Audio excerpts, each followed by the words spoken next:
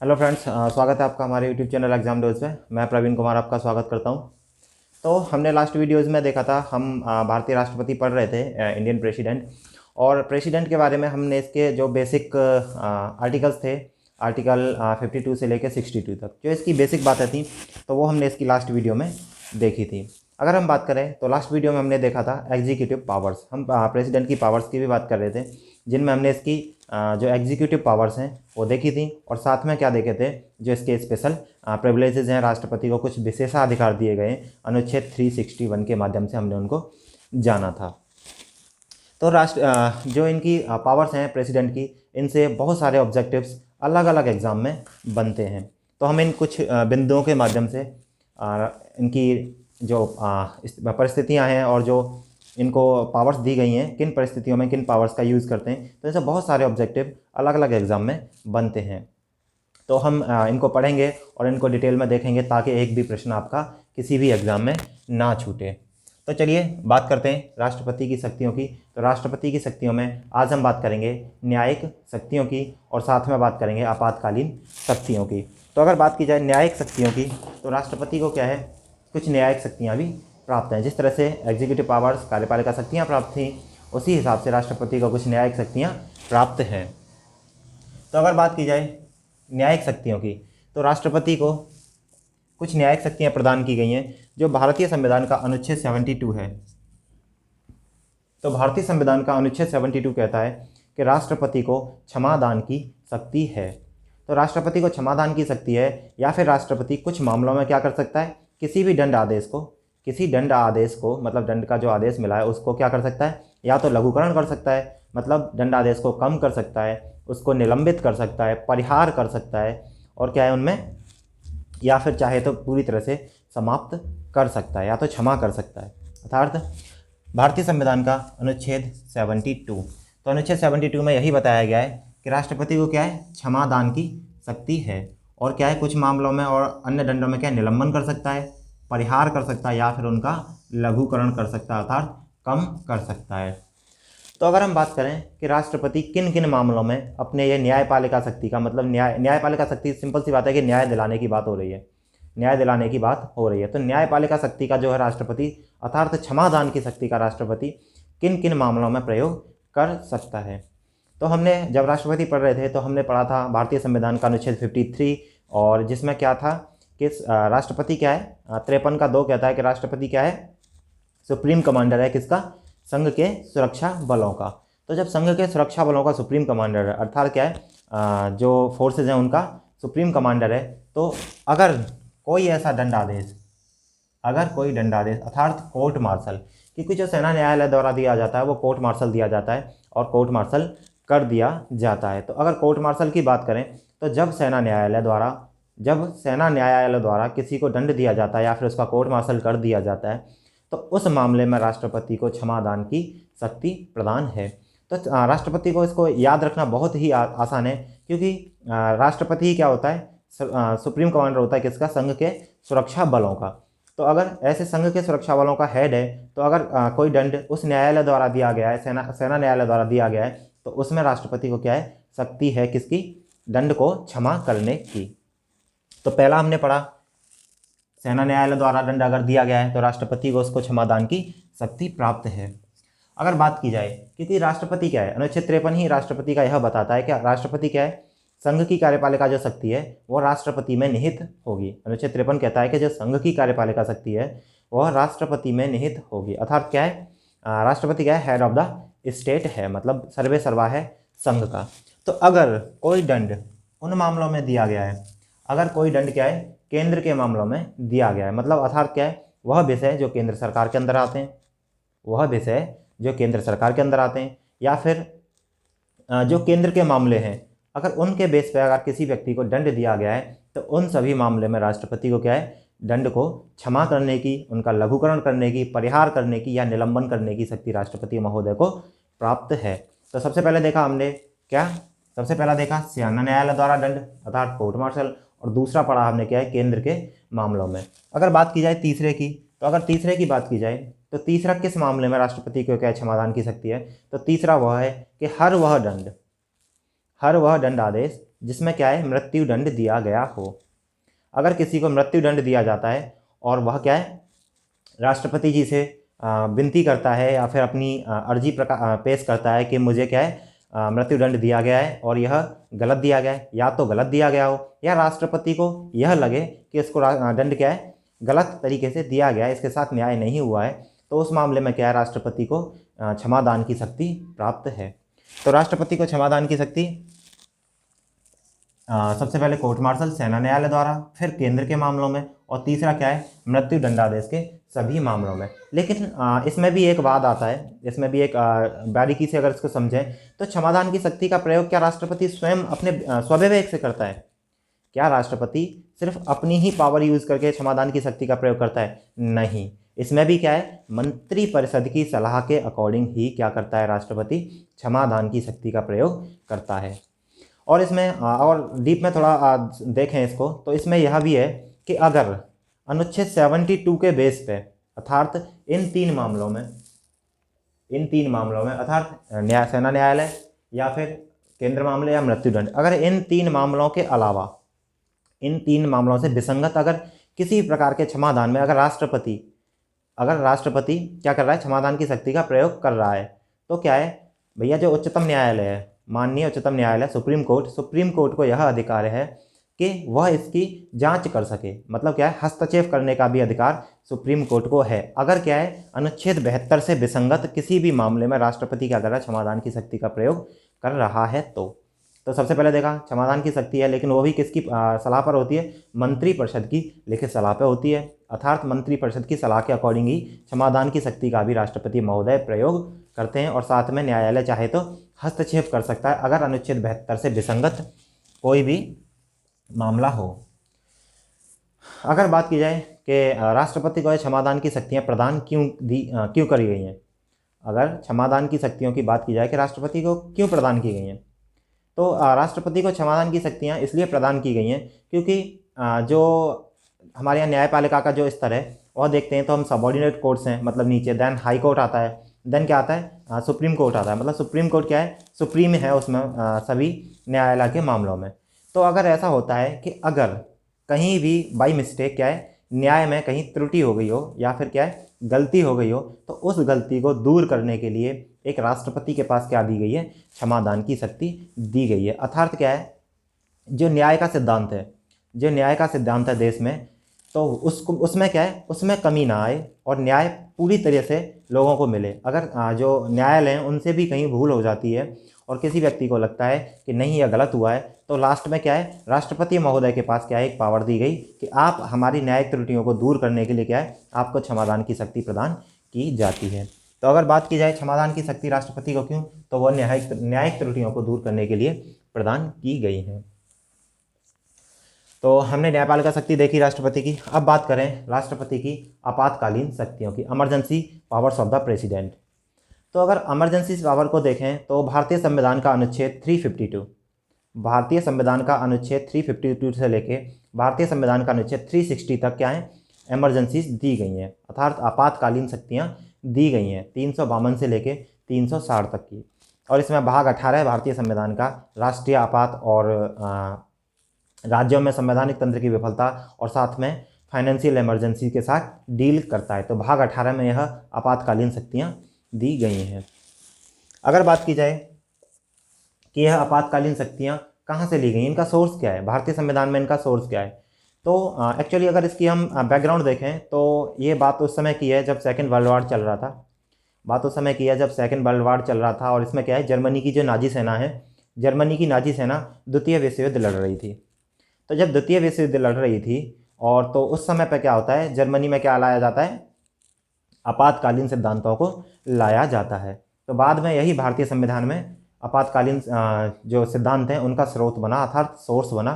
तो भारत में अगर बात की जाए कि आपातकालीन शक्तियाँ वो कहाँ से ली गई हैं, तो जर्मनी के वाइमर संविधान से ली गई हैं। यह प्रश्न कई बार एग्जाम में अलग अलग तरीके से पूछा गया है। अगर हम थोड़ा सा बैक जाएं और न्यायपालिका शक्तियों की बात करें, तो न्यायपालिका शक्ति जो थी क्षमादान की शक्ति, तो इसमें एक और प्रश्न है, वो कई बार एग्जाम में पूछा गया है। तो राष्ट्रपति अपनी क्षमादान की शक्ति जो है उसका प्रयोग कब कब कर सकता है, एक ये भी प्रश्न बनता है कि राष्ट्रपति अपनी क्षमादान की शक्ति का प्रयोग कब कब कर सकता है। तो अगर ट्रायल चल रहा है, किसी का क्या है, किसी के ऊपर कोई मुकदमा है, किसी के ऊपर कोई मुकदमा लगा हुआ है और उस मुकदमे का क्या है, ट्रायल चल रहा है, तो ट्रायल के दौरान भी राष्ट्रपति अपनी क्षमादान शक्ति का प्रयोग कर सकता है, ट्रायल के बाद भी कर सकता है और ट्रायल के दौरान भी कर सकता है। तो यह इंपॉर्टेंट है, इसको याद रखना कि ट्रायल से पहले भी, ट्रायल के बाद भी और ट्रायल के दौरान भी राष्ट्रपति अपनी क्षमादान शक्ति का प्रयोग कर सकता है। तो हम वापस आते हैं आपातकालीन शक्ति पे। तो हमने आपातकालीन शक्ति का जो सोर्स था वह समझा था कि ये कहाँ से ली गई हैं, तो जर्मनी के वाइमर सिद्धांत से ली गई हैं। अब बात की जाए कि आपातकालीन जो शक्तियाँ हैं उनका उद्देश्य क्या है। अगर बात की जाए कि जो आपातकालीन शक्ति हैं उनका उद्देश्य है क्या, what is the objective of emergencies of president. तो आपातकालीन शक्ति जो है उनका उद्देश्य सिर्फ यह है कि जो राष्ट्र की सुरक्षा है, जो राष्ट्र की सुरक्षा है उसको ध्यान में रखते हुए क्या लगाए, मतलब क्या दिए गए हैं, इमरजेंसीज पावर भारतीय संविधान में ली गई हैं। तो अगर इनके उद्देश्य की बात की जाए तो जो राष्ट्रीय सुरक्षा है वह क्या है, आपातकालीन शक्तियों का उद्देश्य है। अगर हम बात करें कि आपातकालीन शक्तियां जो हैं या आपात हैं, जो इमरजेंसीज हैं, वो कितने प्रकार की हैं। अगर बात करें इमरजेंसीज कितने प्रकार की हैं, तो जो इमरजेंसीज हैं वो 3 प्रकार की इमरजेंसीज हैं। एक नेशनल इमरजेंसी, दूसरी कॉन्स्टिट्यूशनल इमरजेंसी और तीसरी फाइनेंशियल इमरजेंसी। तो अगर नेशनल इमरजेंसी की बात करें, राष्ट्रीय आपात अर्थात भारतीय संविधान का अनुच्छेद 352, तो संविधान के अनुच्छेद 352 में राष्ट्रीय आपात दिया गया है। 356 में राज्यों में संवैधानिक तंत्र की विफलता दी गई है, अर्थात इसी को हम क्या बोल देते हैं शॉर्ट में, आपने सुना होगा कई बार, राष्ट्रपति शासन लग गया। अक्सर आप सुनते होंगे कि राष्ट्रपति शासन लग गया, तो वह कुछ नहीं, वह अनुच्छेद 356 का प्रभावी हो जाना है। अर्थात जब राज्यों में संवैधानिक तंत्र की विफलता हो जाती है तो वहाँ पर क्या लगा दिया जाता है, राष्ट्रपति शासन लगा दिया जाता है। अर्थात अनुच्छेद 356 में इसका प्रावधान दिया गया है। और तीसरी बात करें तो तीसरी है अनुच्छेद 360 भारतीय संविधान का, जिसमें क्या है, फाइनेंशियल इमरजेंसी की बात की गई है। तो हमने पढ़ा आपात के प्रकार। अगर आप बात करें, इनको डिटेल में देखें, तो अनुच्छेद 352, तो अनुच्छेद 352 क्या है, राष्ट्रीय आपात। तो राष्ट्रीय आपात का बात की जाए तो राष्ट्रपति महोदय जो हैं, जो राष्ट्रपति महोदय हैं, वह राष्ट्रीय आपात की घोषणा कर सकते हैं। भारतीय संविधान के अनुच्छेद 352 के तहत राष्ट्रपति महोदय राष्ट्रीय आपात की घोषणा कर सकते हैं। अगर बात की जाए कि राष्ट्रीय आपात किन किन आधारों पर लगता है, अगर बात की जाए तो राष्ट्रीय आपात किन किन आधारों पर लगता है, तो इसके 3 आधार हैं, या तो युद्ध, वार की कंडीशन में, या तो युद्ध की कंडीशन में, या फिर जो है सशस्त्र संघर्ष की स्थिति में, या तो युद्ध की स्थिति में, या सशस्त्र संघर्ष की स्थिति में, या बाह्य आक्रमण की स्थिति में क्या लगाया जाता है, राष्ट्रीय आपात की उद्घोषणा की जाती है राष्ट्रपति महोदय द्वारा। यहीं अगर बात करें जो टर्म है सशस्त्र विद्रोह, जो टर्म है सशस्त्र विद्रोह, इसको भारतीय संविधान के संशोधन 44वां संविधान संशोधन हुआ था 1978 में, जिसके द्वारा इसमें क्या शब्द जोड़ा गया, सशस्त्र संघर्ष जोड़ा गया। वर्तमान में सशस्त्र संघर्ष है। अगर बात की जाए, कई बार प्रश्न पूछा गया है कि सशस्त्र संघर्ष की जगह पे इससे पहले पूर्व में क्या शब्द थे, तो इसमें क्या थे, आंतरिक अशांति शब्द जो थे, वह पहले आंतरिक अशांति टर्म था, उसकी जगह 44वें संविधान संशोधन द्वारा इसको हटाया गया और इसकी जगह क्या लाया गया, सशस्त्र संघर्ष शब्द लाया गया। और अगर बात की जाए, इसी से याद रख सकते हैं सशस्त्र संघर्ष से, तो 44वें संविधान संशोधन में इसको जोड़ा गया। और 44वें संविधान संशोधन से क्या क्या जो राष्ट्रीय आपात थे उन पर फर्क पड़ा था, तो एक यह भी पड़ा था कि जो पहले क्या था कि जो लिखित सूचना थी, मंत्रिपरिषद की लिखित सूचना थी, वह अनिवार्य नहीं थी। मंत्रिपरिषद की लिखित सूचना अनिवार्य नहीं थी राष्ट्रीय आपात की उद्घोषणा करवाने में राष्ट्रपति महोदय द्वारा। तो 44वें संविधान संशोधन द्वारा यह भी तय किया गया कि राष्ट्रपति की लिखित सूचना आवश्यक है। तो अगर बात की जाए राष्ट्रीय आपात की, तो राष्ट्रीय आपात में लिखित सूचना होगी 44वें संविधान संशोधन द्वारा, और सशस्त्र संघर्ष शब्द जोड़ा गया आंतरिक सुरक्षा की जगह पे। और अगर बात की जाए तो पहले जो था, पहले क्या था, साधारण बहुमत होता था। अगर साधारण बहुमत से यह मान लिया जाता था कि राष्ट्र के अंदर क्या है, ऐसी स्थिति पैदा हो गई है कि उधर राष्ट्रीय आपात की घोषणा करनी चाहिए, तो साधारण बहुमत था, उसके द्वारा इसको मान लिया जाता था। लेकिन 44वें संविधान संशोधन में इसको भी हटा के साधारण बहुमत की जगह क्या कर दिया गया, विशेष बहुमत कर दिया गया। अर्थात क्या है, अगर 2/3 मेजोरिटी जो है सदन की 2/3 मेजोरिटी जो है लोकसभा की, वह यह निर्धारित कर दे कि राष्ट्रीय आपात की घोषणा की जाएगी, तब राष्ट्रपति महोदय राष्ट्रीय आपात की घोषणा कर देते हैं। तो हमने देखा राष्ट्रीय आपात लगने के आधार देखे और किन आधारों पर लगता है।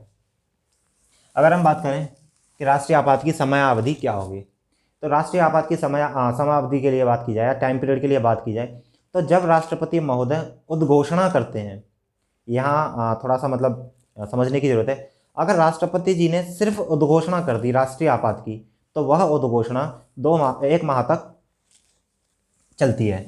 वह उद्घोषणा कितने माह तक चलती है, 1 महीने तक चलती है।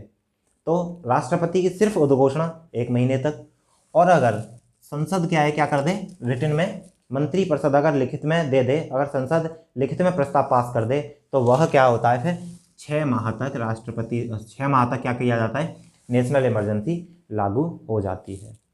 तो राष्ट्रपति की सिर्फ उद्घोषणा पे 1 महीने तक, और अगर रिटन में संसद मंत्रिपरिषद लिखित में यह प्रस्ताव पारित कर दे कि नेशनल इमरजेंसी लगाई जाए, तो वह 6 माह तक लागू हो सकती है। अगर अब बात की जाए कि वह एक बार तो 6 माह के लिए लागू हो गई, लेकिन क्या है, दोबारा उसको 6 महीने के लिए एक्सटेंड किया जा सकता है। मान लिया कि अभी 6 महीने के लिए अब लागू हो गई, मतलब जनवरी से लेके जून तक। अगर ये क्या है, एक बार संसद ने परमिशन दे दी, तो जनवरी से जून तक के लिए क्या हो गई, 6 महीने तक राष्ट्रीय आपात की घोषणा हो गई।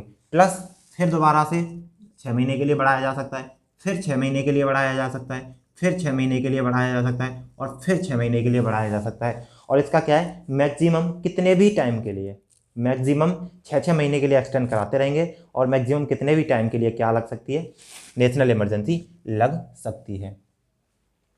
तो अगर नेशनल इमरजेंसी क्या है, तीन हमने इसके देखे थे, युद्ध, बाह्य आक्रमण, और क्या देखा था, सशस्त्र संघर्ष। तो इसके बेस पर क्या है, 6 माह के लिए बढ़ाई जा सकती है और अनलिमिटेड टाइम लगाई जा सकती है।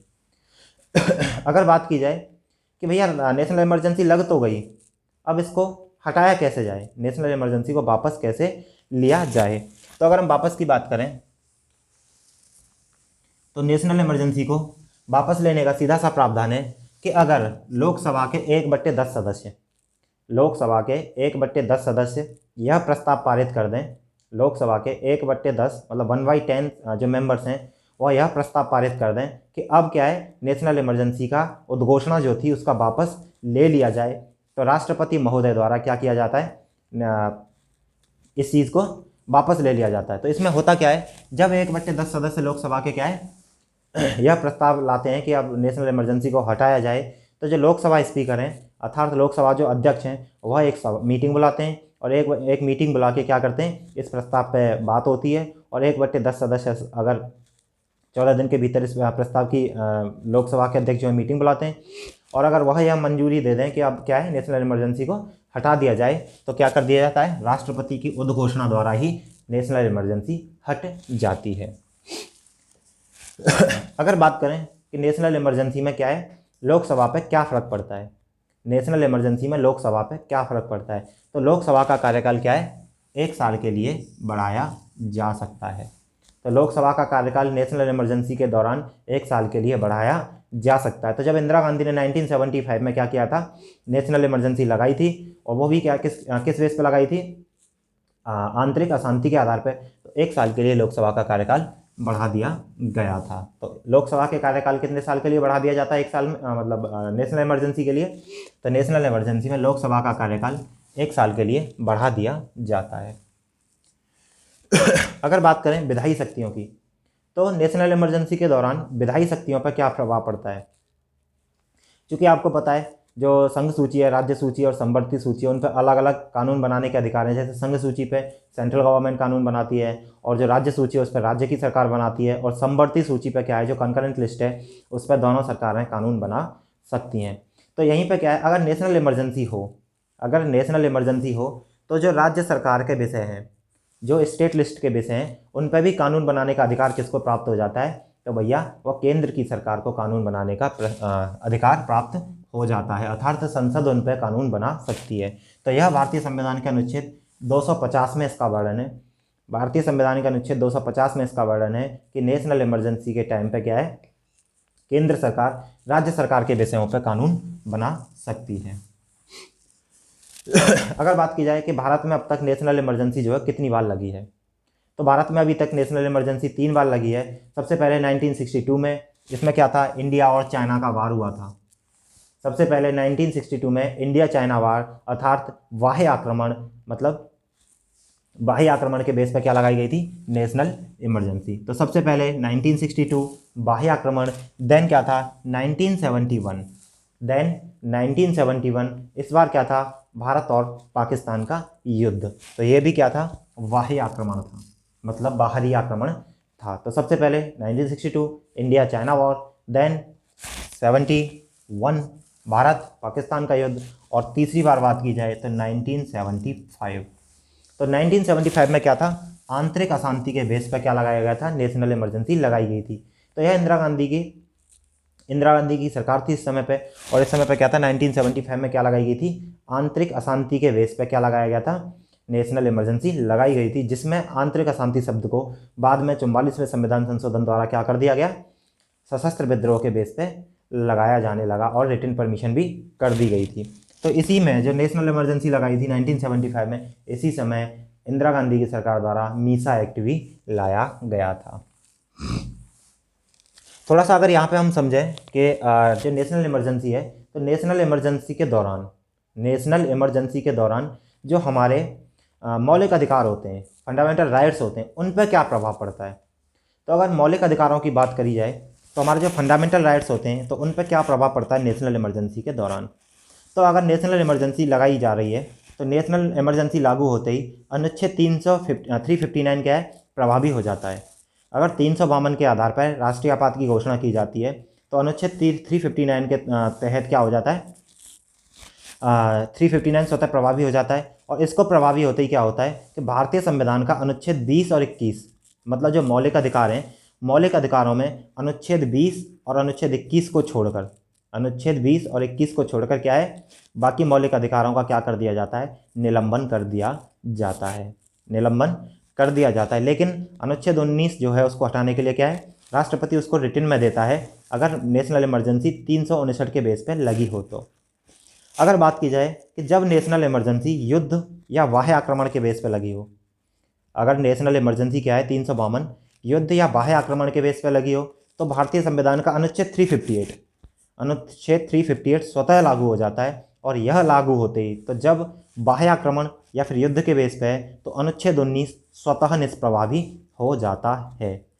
तो 359 के बेस पे लगेगी, तब रिटर्न में देना पड़ेगा अनुच्छेद 19 को हटाने के लिए, और बाकी सारे हट जाते हैं। 20 और 21 को छोड़ के सारे मौलिक अधिकार हट जाते हैं, लेकिन 19 के लिए उसमें मेंशन करना पड़ेगा राष्ट्रपति महोदय द्वारा। लेकिन अगर युद्ध या बाह्य आक्रमण के बेस पर लगती है, तो 358 स्वतः प्रभावी हो जाता है, और उसमें अनुच्छेद 19 स्वतः निलंबित हो जाता है, और 20 और 21 को छोड़कर। अब बात करते हैं दूसरी इमरजेंसी, अनुच्छेद 356, मतलब राष्ट्रपति शासन। तो अगर अनुच्छेद 356 की बात की जाए, तो अनुच्छेद 356 में क्या है, राज्यों में संवैधानिक तंत्र की विफलता है। अनुच्छेद 356 जो है राज्यों में क्या है, संवैधानिक तंत्र की विफलता है। इसी को हम क्या बोल देते हैं, राष्ट्रपति शासन। तो अगर हम इसकी पृष्ठभूमि समझें कि भाई राज्य जो संवैधानिक तंत्र की विफलता है वो तो राज्यों में हो रही है, लेकिन इसमें राष्ट्रपति को क्यों ये दिया गया कि राष्ट्रपति उद्घोषणा कर देगा।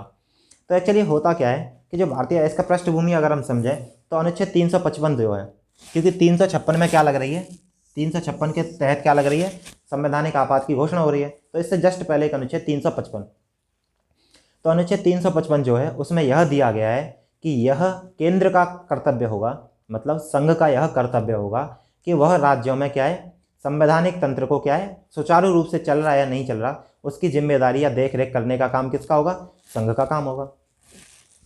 अगर बात की जाए 355 की, तो उसमें क्या है, राज्य सरकारों का जो संचालन है वो सुचारू रूप से चल रहा है या नहीं चल रहा है संविधान के अकॉर्डिंग, यह कर्तव्य किसका है, देखभाल करने का, ये केंद्र सरकार का है। और साथ में यह क्या है, अगर कोई अटैक होता है, अगर राज्यों पे कोई अटैक होता है तो उससे बचाना भी किसका काम है? केंद्र सरकार का काम है। तो जब दोनों दायित्व क्या है, किसको दे दिए? केंद्र सरकार को दे दिए कि भाई आप सुचारू रूप से, हमारे यहाँ संविधान चल रहा है नहीं चल रहा, इसका प्रावधान केंद्र के पास है। तो केंद्र को जब संविधान प्रॉपर तरीके से नहीं चल रहा होगा, संविधान के अकॉर्डिंग शासन राज्यों में, तो यहीं पे क्या है, 356 के तहत राष्ट्रपति को यह क्या मिल जाता है? अधिकार के वह राष्ट्रपति शासन की घोषणा कर दे। अगर बात करें कि अब राष्ट्रपति को पता कैसे चलेगा, अगर बात की जाए कि राष्ट्रपति महोदय को पता कैसे चलेगा कि राज्यों में जो शासन है वो कॉन्स्टिट्यूशन के अकॉर्डिंग चल रहा है या नहीं चल रहा है, तो यहाँ पे क्या है, तो या तो राज्यपाल, राज्यों का राज्यपाल होता है हेड, तो राज्यों का जो गवर्नर है, गवर्नर ऑफ द स्टेट है, या तो वह लिखित में क्या दे, प्रतिवेदन दे, किसको? राष्ट्रपति महोदय को। अर्थात या तो राज्यों का राज्यपाल राष्ट्रपति महोदय को यह प्रतिवेदन दे कि हमारे यहाँ क्या है, संवैधानिक तंत्र के हिसाब से शासन नहीं चल रहा है और आप राष्ट्रीय मतलब जो है आप राष्ट्रपति शासन की उद्घोषणा कर दीजिए।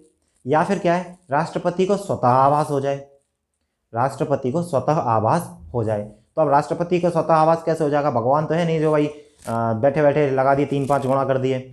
तो राष्ट्रपति को स्वतः आभास ऐसे होगा कि भारतीय संविधान का जो अनुच्छेद 365 है, भारतीय संविधान का जो अनुच्छेद 365 है, तो वह उसमें यह दिया गया, उसका अगर बेसिक रूप से इसको देखा जाए कि अगर केंद्र क्या है, कोई काम देती है राज्य सरकारों को, केंद्र क्या है, अगर कोई काम देती है राज्य सरकारों को और वह काम जो है वह कर नहीं पा रही है, वह काम वो कर नहीं पा रही है लॉ एंड ऑर्डर की वजह से या किसी भी चीज़ की वजह से, तो अगर वह कार्य पूरे नहीं हो रहे हैं, कार्यों का संचालन नहीं हो पा रहा है ढंग से, तो राष्ट्रपति को यह आभास हो जाता है कि भैया इनका जो है संवैधानिक तंत्र से क्या है, नहीं चल पा रहा है, इनका शासन नहीं चल पा रहा है। और तो ऐसे में क्या करते हैं, राष्ट्रपति शासन की उद्घोषणा कौन कर देते हैं? राष्ट्रपति महोदय। तो या तो राज्यपाल क्या है, लिखित में प्रतिवेदन दे, या राष्ट्रपति को स्वतः आभास हो जाए।